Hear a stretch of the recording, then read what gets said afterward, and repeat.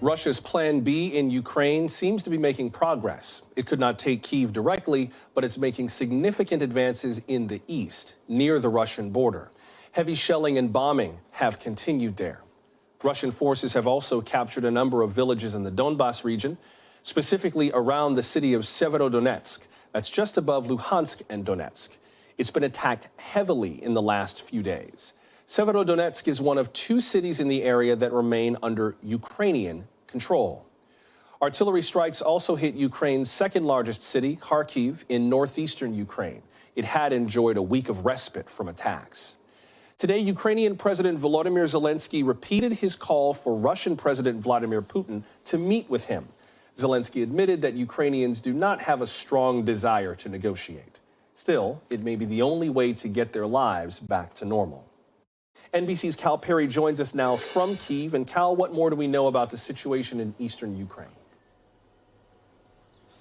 Well, we know that the Russians are now making advances. This is a place where the invasion was stalled, really for the last 2 to 3 months. The Russians have called it Phase 2. They said Phase 2 would be a concentration in the Donbass. And one of the things that seems to be aiding their advancement, and again, it's a very slow advancement, but one of the things that's aiding that advancement is they've pivoted the soldiers that they were using in the invasion of Kyiv, for example, and in places like Mariupol, and they've moved those resources, they've moved those soldiers into the east. And it seems like that has not only bolstered the force, but has given them the ability to start moving again. We talked about these positions being entrenched, these positions being static, but now the Russians are moving. Again, it is very slow progress. It is very brutal. We're hearing from Ukrainian officials and Western officials that they are destroying the villages that they come across as they move through them, that the shelling is almost 24 hours a day with no regard to civilian areas. But that is, of course, in keeping with what we have seen around the country, especially in places like Mariupol, as the Russians have continued to sort of not only assault these places on the ground, Joshua, but to shell them and to use sort of consistent artillery and tank shelling, again, on city centers to try to get the population to just leave, Joshua. So then what's the next step in this strategy? Clearly, they're not looking to occupy these cities if they're just kind of flattening them.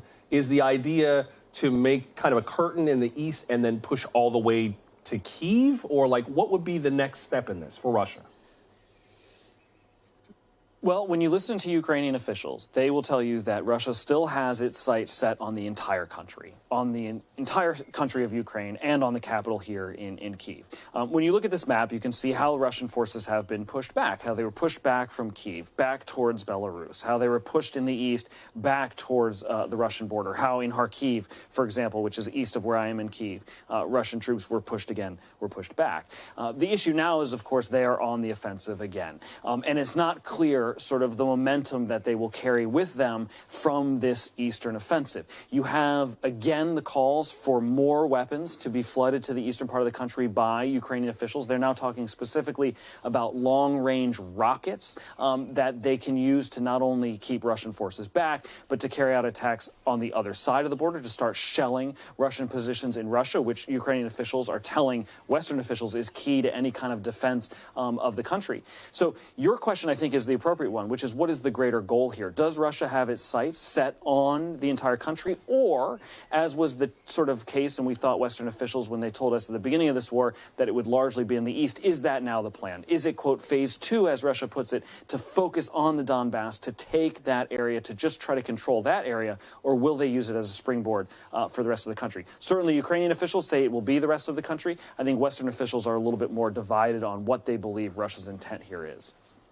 And real fast, Cal, very briefly, any response to President Zelenskyy's call for Putin to meet with him and negotiate? Not a meaningful one, and we heard President Zelenskyy say that it would be difficult, but it really is the only way to bring closure to this war. I think the other thing that we don't talk about enough here would be the concern that Ukrainian officials have about President Zelenskyy's safety. I think that's probably a barrier here that we don't talk a lot about. Certainly we don't hear it from President Zelenskyy, who puts on a tough face, obviously, and for obvious reasons, Joshua. That's a good point. That may be something for us to pick up in a future conversation, is just the way that the government has been able to keep functioning with him having such like high-profile visitors and being somewhat mobile. That, I think, is a worthy conversation for another day. Thanks for watching our YouTube channel. Follow today's top stories and breaking news by downloading the NBC News app.